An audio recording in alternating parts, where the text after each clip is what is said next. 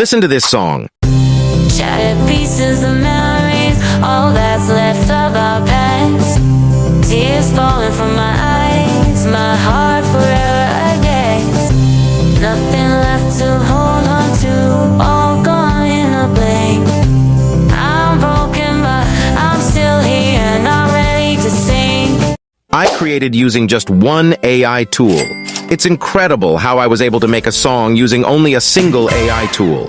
In this brief tutorial, I'll guide you through the steps to create your own song using this free AI tool. Watch the video until the end and make sure to like the video and subscribe to my channel. So, without further ado, let's get started. For this, I'm using an AI called BeatBot. Open any browser and navigate to BeatBot's website. Simply provide your prompt, for example. Mine is broken pieces of heart. Then, click on the Generate button. It will take less than a minute for the AI to create your song. Once it's done, click on the three-dot icon. You'll have options to download the audio, video, or just the instrumental version of the song.